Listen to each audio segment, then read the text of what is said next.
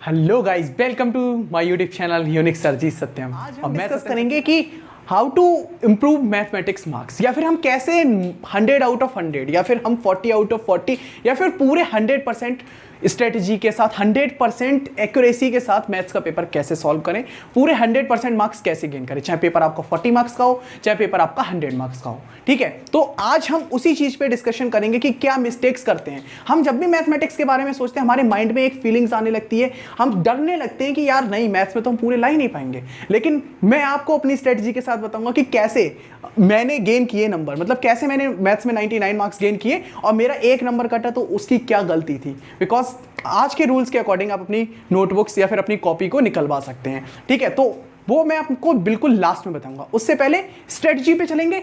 Strategy हमारी क्या होगी मैथ्स के लिए। देखो, मैथ्स का जो सबसे पहले फेयर है उसको निकालो। अगर आपके जो चैप्टर्स हैं आप उन पे कमांड कर लो। ठीक है, चलिए आइए देखते हैं कि कैसे करके हमको वर्क करना है, मैथमेटिक्स के क्वेश्चंस को, मैथमेटिक्स के टॉपिक्स को कैसे डील करना है। तो चलिए देखते हैं। अब मैथमेटिक्स में होता क्या है यार, जो हमारा जो फेयर है ये क्यों डरा के रखता है ये सब्जेक्ट हमें। तो देखो, मैथ्स की बात करते हैं तो बहुत इंटरेस्टिंग सब्जेक्ट है। अब अगर आपको पूरा 100 आउट ऑफ 100 मतलब 100% एक्यूरेसी के साथ अगर आपको मैथ्स करना है तो आपको 100% एक्यूरेसी का मतलब, अगर आपका 40 मार्क्स का पेपर है तो आपको 40 कैसे लाने हैं, अगर आपका 70 मार्क्स का पेपर है तो 70 कैसे लाने हैं, अगर आपका 100 मार्क्स का पेपर है तो आपको 100 कैसे लाने हैं। इसका मतलब होता है 100% एक्यूरेसी। ठीक है, अब समझो आप। ठीक है, तो यहां पे सबसे पहला जो तरीका है वो टाइप है आपका कि आपको स्ट्रेटजी के तौर पे आपको क्या करना है, आपको सिलेबस देखना है। और सिलेबस के साथ साथ, जैसे अगर आपके मान लो 8 चैप्टर्स हैं या फिर आपके 10 चैप्टर्स हैं, तो सबसे पहले आपको समझना है कि इन 10 चैप्टर्स में आपके सीबीएसई, आपके आईसीएसई, आपके यूपी, कोई भी स्टेट बोर्ड, आईएससी या फिर कोई भी स्टेट बोर्ड, आपका चैप्टर क्या है और क्या पोर्शन आ रहा है। देखो, एक स्मार्ट स्टडी बहुत जरूरी होती है कि आप स्मार्ट तरीके से पढ़ेंगे तो जाहिर सी बात है आपके मार्क्स बहुत अच्छे होंगे। अब अगर आपको सिलेबस पता है तो आप उसी चीज को पढ़ेंगे और उतना ही पढ़ेंगे और उस पर आप बहुत ज्यादा अच्छे से कर सकते हैं। बुक्स कौन सी जरूरी हैं सर, 12th के लिए 10th के लिए बुक्स कौन सी जरूरी है, हम कौन सी बुक्स करके अच्छे स्कोर गेन कर सकते हैं, इस पे भी आपको प्रॉपर वीडियो मिलेगी। ठीक है, तो सीबीएसई अगर आपको 100% मार्क्स लाना है तो सिलेबस समझना है। अगर आपके 10 चैप्टर हैं तो उन 10 चैप्टर्स को बहुत अच्छे से समझना है कि चैप्टर्स आपके टिप्स पे होना चाहिए कि सर इंटीग्रेशन है, सर डिफरेंशिएशन है, या फिर अगर आप 10th में हैं तो आपका स्टैटिस्टिक्स है, मेंसुरेशन है, सरफेस एरिया एंड वॉल्यूम है, हाइट एंड डिस्टेंस है।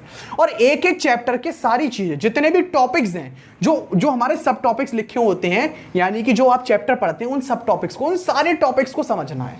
और उन सारे टॉपिक्स को समझने के बाद कभी भी क्वेश्चन को ऐसा नहीं है कि यार ये देख के टफ लग रहा है, हमेशा उस क्वेश्चन को उस फॉर्मूला के अकॉर्डिंग, जो आपने सीखा है मैथ्स में आपने सीखा है उसके अकॉर्डिंग आपको करके देखने की कोशिश करनी चाहिए। पहली बात तो जितनी प्रैक्टिस करेंगे उतना आप परफेक्ट बनेंगे।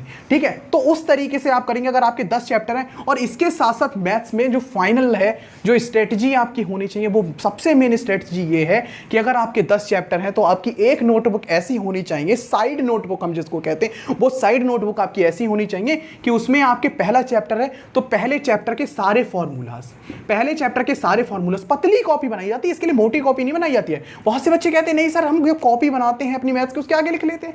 नहीं, एक पतली कॉपी बहुत जरूरी है, जो आपके बिल्कुल लास्ट के 10 मिनट के लिए, जो आप मतलब कि चलते चलते बोर्ड एग्जाम के गेट तक भी ले जाएं, बहुत जरूरी है। पतली कॉपी, इतनी पतली सी कॉपी बनाओ जिसमें ज्यादा से ज्यादा 30 से 40 पेज हो।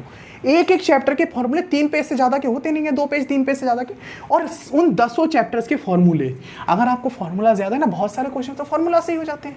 ये होती है स्ट्रेटजी। पेपर लिखने के लिए सर पेपर कैसे लिखे मैथ्स का, ये भी डाउट आपका यहीं पे ही क्लियर करते हैं सर, पेपर लिखते समय, क्योंकि ये भी बहुत इंपॉर्टेंट स्ट्रेटजी है मैथ्स की, आपको ज्यादा मार्क्स गेन करने के लिए। देखो, सबसे पहले कभी भी अगर आपका मैथ्स का पेपर आता है ना तो क्वेश्चन को कॉपी करने की जरूरत नहीं है।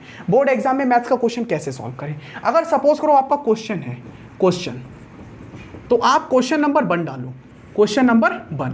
ठीक है, सेक्शन है तो आप ऊपर डाल सकते हो सेक्शन ए, क्वेश्चन नंबर 1 डालो। अब अगर आप 1 का फर्स्ट पार्ट कर रहे हो ना तो आप फर्स्ट पार्ट लिखो ऐसे, फर्स्ट पार्ट के बाद आप सॉल्यूशन लिखो। देखो जितना आप अच्छे तरह लिखोगे, सॉल्यूशन लिखने के बाद सबसे पहले क्वेश्चन में ये देखो कि गिवन क्या है और फाइंड क्या करना है। ठीक है, जैसे मान लो अगर कोई आपका क्वेश्चन है कि इंटीग्रेशन का क्वेश्चन है, तो सबसे पहले आप क्वेश्चन लिखो कि इंटीग्रेशन का क्वेश्चन मान लो कुछ भी है, एक्स स्क्वायर डी एक्स है, ठीक है, इसका इंटीग्रेशन बताना है। उसके बाद स्टेप बाय स्टेप लिखो, ठीक है। और अगर ज़्यादा और आपके पास टाइम है और आपको बहुत अच्छे से पेपर आता है तो आप साइड में शो भी कर सकते हो कि आपने ये कैसे किया है, ठीक है। जैसे आपने एक्स स्क्वायर को कैसे किया, तो एक्स की पावर एन को आप शो कर सकते हो कि इसका जो फॉर्मूला होता है एन एक्स की पावर, इसका जो फॉर्मूला होता है एक्स की power n plus one upon n plus one होता है। यहाँ पे आप साइड से शो भी कर सकते हो कि आपने ये यहाँ पे किया कैसे, कि यहाँ पे एक्स की power 2 plus 1 upon 2 plus 1 plus c, यानी कि एक्स की पावर 3 अपॉन 3 प्लस सी।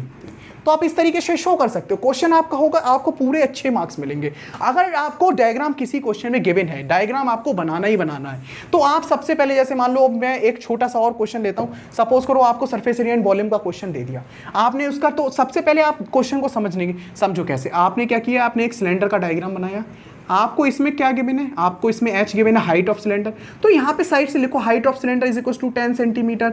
अगर आपको डायमीटर गिवन है तो D is equal to 5 centimetre, यहाँ से आप R is equal to 5/2 centimetre. तो आप ऐसे शो करो, उसके बाद पूछा क्या है क्वेश्चन में उसको सॉल्व करो। तो ये होता है एक तरीका एक एक करके क्वेश्चन को डील करने का, कि एक पार्ट, फिर 2 पार्ट, फिर 3 part is the best method to solve question. अब मैं आपको बताता हूँ, मैंने 99% मार्क्स की जो स्ट्रेटजी थी मैंने कुछ इसी तरीके से फॉलो किया था, और जो मेरे नंबर आए थे, और जो गलती हुई थी वो गलती हमारी बेसिक हुई थी। मेरा जो 1 नंबर कटा था वो माइनस की गलती थी, मतलब कि मैंने प्लस माइनस की जगह पे, मतलब प्लस की जगह पे माइनस लगा दिया था। तो इस चीज़ का आपको भी बहुत ध्यान रखना है। I hope you understand. ऐसी ही मोस्ट एजुकेशन से रिलेटेड, स्ट्रेटजी से रिलेटेड वीडियोज़ के लिए आप हमारे चैनल को सब्सक्राइब कर सकते हैं और वीडियो को लाइक कर सकते हैं।